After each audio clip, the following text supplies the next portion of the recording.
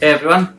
So some of you that have seen my videos and my intentions with this gaming setup for Xbox asked me to provide more details about how will all my buttons will actually control the game, how will they be connected to Xbox controller and so on.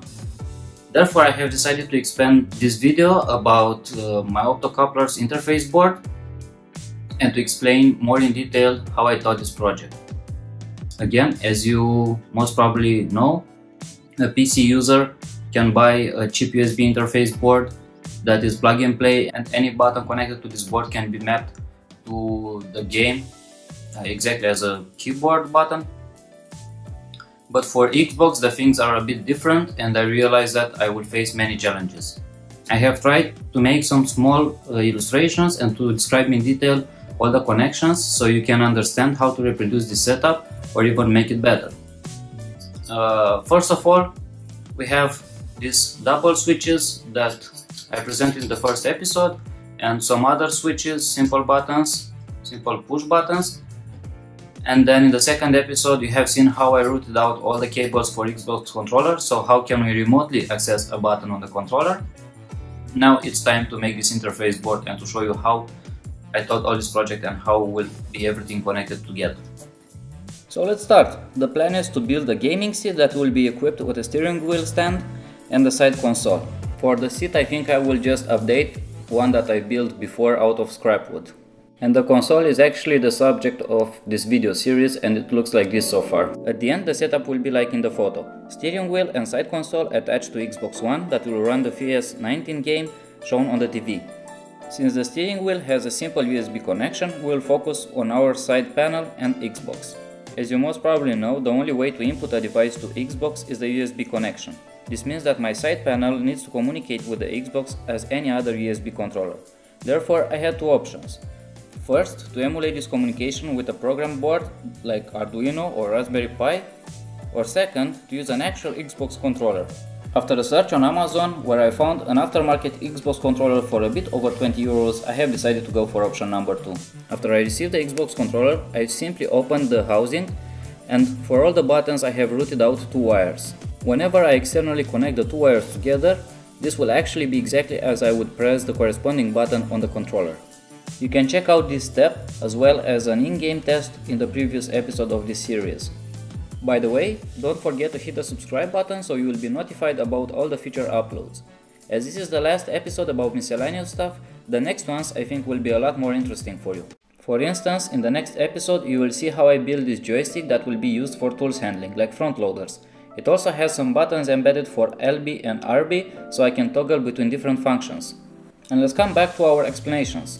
So now we have the possibility to externally access any button of the controller, but we have only one input for each button, while our side panel is actually made out of many small panels. Each panel has many buttons and each button has two wires.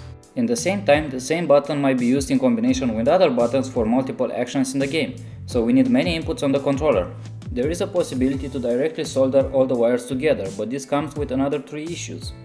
One is that it will be hard to identify afterwards which wire is coming from which button. In order to change a button I have to desolder everything, and then the risk of noise and short circuit of my controller can appear if I do something wrong. So everything can turn into a mess. Therefore, in order to mitigate all these issues, I have decided to build an interface board. First, every controller button is connected to an optocoupler. So what's an optocoupler? Well, it's a small electronic component, in this case with 4 pins. The pins on the left are for input, the ones on the right are for output. So whenever we get some voltage at the input, the small embedded LED will turn on and emit some light. When this happens, the photodetector on the right, which is connected to a small transistor base, will generate some voltage and close the contact between collector and emitter, which are actually connected to our controller button wires. In summary, whenever we will apply voltage to the input of the optocoupler, the button on Xbox controller will act as pressed. And as there is no direct connection between my panels and Xbox controller, we avoid voltage noise and short circuit the controller. The next thing to consider, because inside the optocoupler is a small LED, we have to limit the current applied. We can simply do this by adding a resistor, or we can make it even better by adding a visible LED. So this will serve also as a debug tool. The next thing in the chain is the button on my panel. With this configuration, it means that by pressing the button I have to supply some voltage to the optocoupler. Now, if we expand the picture for many buttons, we see another advantage of this setup. Only one wire from the panel to the interface board for each button instead of two. Then, if I add some DuPont connectors to the wires, it means that I can easily interchange the buttons assignment as I wish, and I can connect multiple input to the same button and so on. And that's the implemented PCB. We have here some pin bars connected together where the panel buttons are connected. So the voltage from here will go through the LED, resistor and reach the optocoupler, which will make contact between the two pins where each controller button is connected. Here I have an 7805 voltage regulator with input, power and ground here,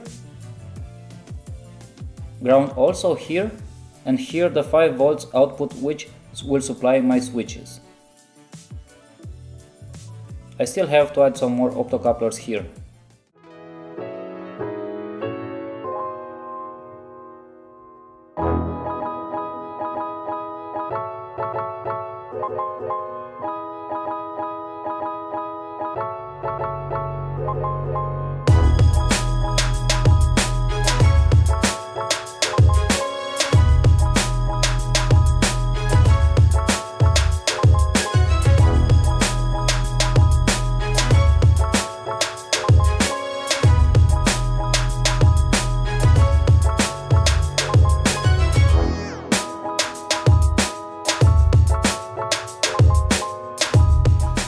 Okay, so this is the farm simulator screen. I just have 2 tractors in here and I want to make a short demonstration with the button box. I don't know how to catch all of them in the field of view. Yeah, so on this one, this should be as per joystick the up, down, left and right arrows. So here I should zoom in and out, then switch vehicles, as you can see, and then this should be the store menu, no sorry, the menu of the game. This is the store.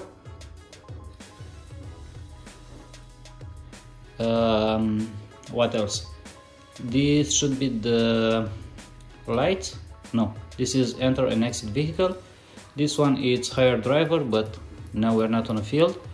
And the magic double buttons, that should be lights, and you can see it. And then the second, that should be hazard or beacon, and it's working. And also I can show you what is happening on the board, but you will not see the screen anymore. So again, I have this interface board with optocouplers, my button panels, and the joystick behind that is connected to the Xbox. With this button I can configure to open any optocoupler, which actually opens any button on the joystick, and the length indicator is to see which line will open. So this one will open the up, arrow up line, arrow down, arrow up, arrow down, arrow up, left, right. And for the double buttons, for example, you can see the sequence of pressing, which is left rear button, and then it presses the B for the lights, right? And then for the hazard, you can see up arrow and left button, actually the other way, left button and up arrow. And you can check that up arrow is the same LED like this, only that the left button is extra pressed.